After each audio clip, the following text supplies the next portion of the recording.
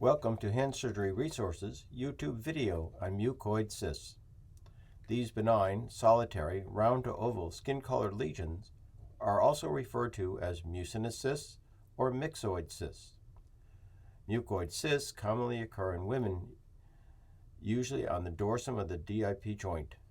The translucent cyst seen here deflated after minor trauma caused the cyst to rupture with spontaneous drainage of a clear jelly-like material. The cyst is noted to be slightly inflamed with slight redness at the base after this mild traumatic injury.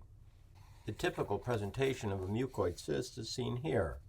This 65-year-old female with a history of osteoarthritis was complaining of a lump at the distal aspect of the index finger, which appeared spontaneously a few months ago. She had noted the lump had fluctuated in size. She accidentally banged her hand a few weeks ago, and the lump drained a thick, clear, jelly-like material. The lump deflated, but after 2 or 3 weeks, it returned again. She has only mild pain in the area. Recently, she also noted a ridge in her fingernail. Mucoid cysts are benign digital ganglions on the dorsum of the DIP joint at the base of the fingernail. Their origin involves a mucoid degenerative process occurring in the DIP joint capsule. Osteophytes in the arthritic DIP joint also can play a role in the development of mucoid cysts. The thin-walled mucoid cyst contains a jelly-like clear mucinous material, which appears to be concentrated synovial joint fluid. The mucoid cyst appears as a soft tissue mass, but it is frequently associated with bony hard osteophytes called Heberton's nodules.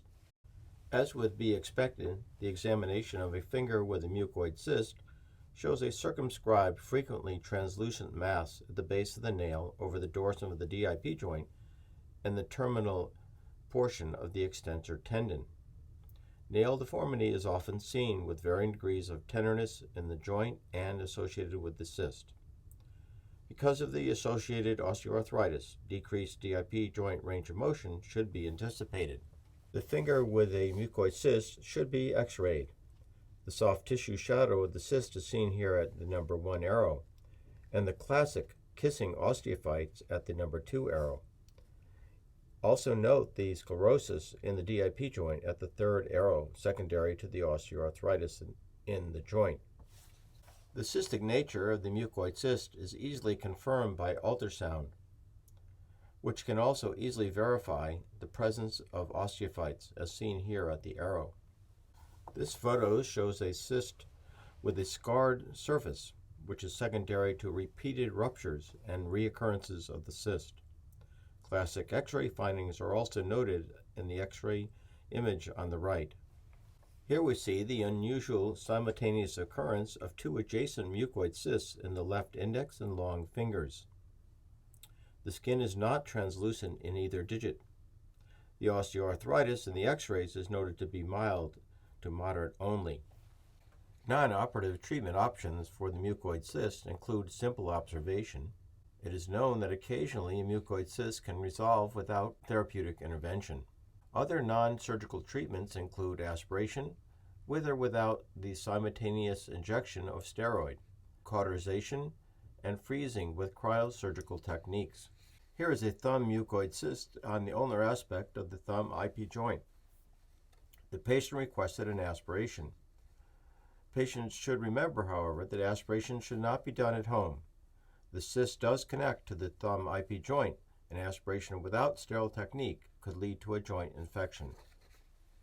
Demonstrating her thumb IP joint active range of motion. As you can see, it is somewhat limited, not so much by the cyst, but by the arthritis that is present in the joint. The radial aspect of this patient's right thumb has been anesthetized with 1% lidocaine injection, and now we're going to aspirate the mucoid cyst with an 18-gauge needle.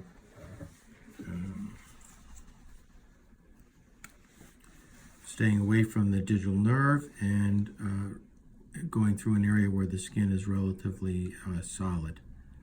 Little poke, ma'am. Mm-hmm. You can feel the needle go into the cyst, and we can see the cyst deflate, and there's a little bit of mucoid material coming into the needle. And I want you to see this. Take a look. Let's see if there's any come out. Yep, there's a tiny bit of the goo, which means we're in the right place. Now we're going to see what else we can push out. Yep, there comes a little bit more.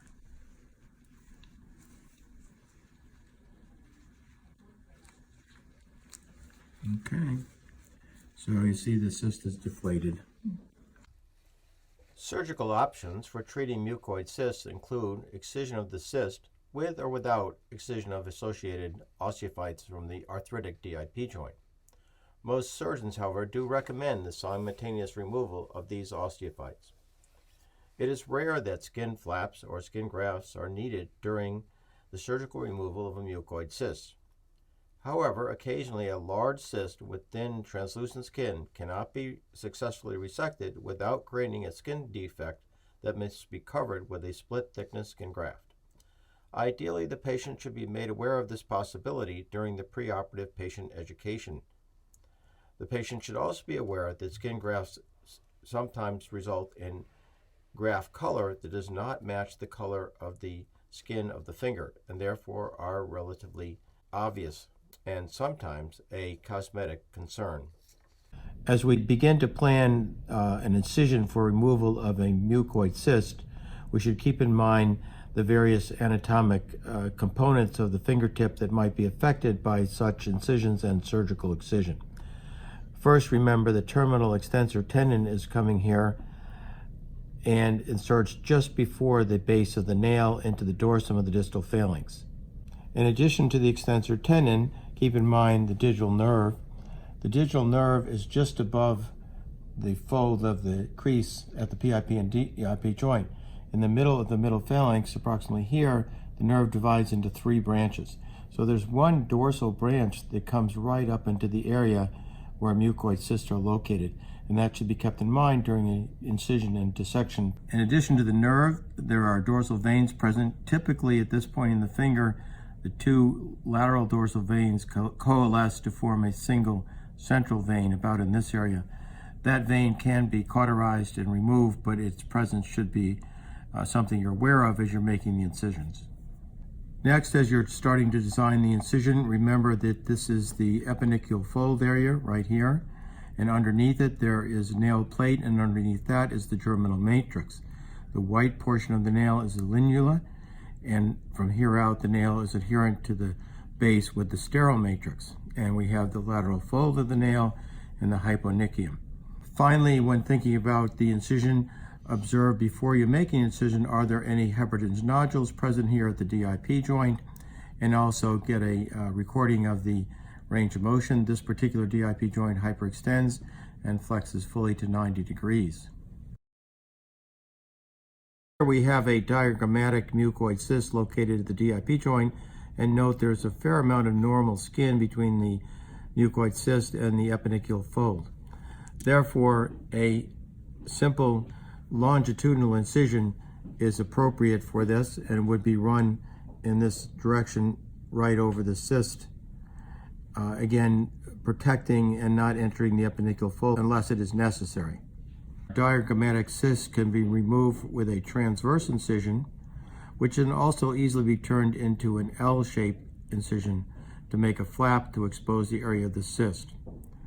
Or you can use a H incision, where you continue the incision in this manner so that you create a proximally based and a distally based flap and allow complete exposure of the extensor tendon and the cyst. Finally, some surgeons use a U-shaped incision, which is really a distally based flap, sometimes with a central opening to expose the mucoid cyst and properly excise it. Another alternative is an S-shaped incision, which allows 2 flaps and good exposure for the cyst. Incisions include a oblique incision, which can be turned into a zigzag if needed. In this surgical case, we see a mucoid cyst being removed through a longitudinal incision. The incision is along the edge of the extensor tendon. The skin edges have been retracted delicately with skin hooks. The extensor tendon edge has now been exposed and the cyst is ready for surgical excision. In this surgical case, a mucoid cyst is being excised from the thumb IP joint area, and exposure has been provided by using a H-shaped incision. At this point in the dissection, part of the incision has been opened. This surgical case of the long finger shows a mucoid cyst in the midline, covered by a very thin translucent skin. A variety of incision patterns could be used for excision, but here a transverse incision has been planned.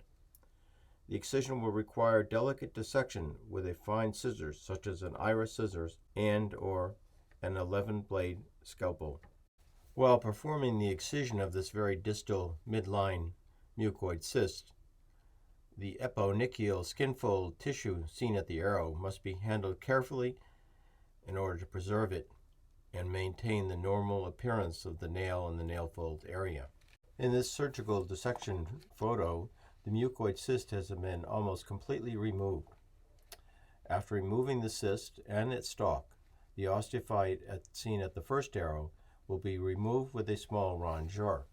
Surgical complications are extremely rare. Possible complications that can occur are infection, cyst recurrence, new or persisting nail deformities, DIP joint stiffness with or without persistent swelling, and of course postoperative pain and discomfort. Educating the patient regarding the cause of pain preoperatively is very important. Pain and tenderness can be secondary to the swollen, frequently inflamed cyst, but it can also be from the osteoarthritis of the DIP joint associated with the cyst. The cyst in the osteophyte can be removed, as seen here in the insert, but there's still potentially pain from the osteoarthritis because, as seen at number 3, the sclerotic joint is still present and is not removed during the excision of the mucoid cyst. To completely control any postoperative pain associated with the arthritis alone, a surgical fusion of the DIP joint would be necessary. To summarize, the key points that are related to mucoid cysts and their treatment include: 1. Mucoid cysts are small ganglions at the dorsum of the DIP joint at the base of the fingernail.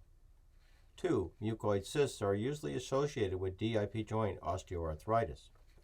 3. Mucoid cysts communicate with the DIP joint and are filled with a mucinous material which is derived from the synovial fluid of the DIP joint. 4. Pain associated with mucoid cysts can be from the inflamed cyst and from the DIP joint osteoarthritis. 5. Excision of the cyst, stalk, and osteophyte yields consistently excellent surgical outcomes. 6. The terminal extensor tendon, eponychial fold, and nail germinal matrix must be protected during surgical excision of mucoid cyst. Number 7, there is a 50% recurrence rate that should be expected when one treats a mucoid cyst by aspiration alone. Thanks for watching our YouTube video on mucoid cysts. If you would like more information on hand surgery topics, please see our website at www.handsurgeryprimer.org. And in 2019, look for our online textbook, Hand Surgery Source, which will include many more hand surgery topics. Thank you.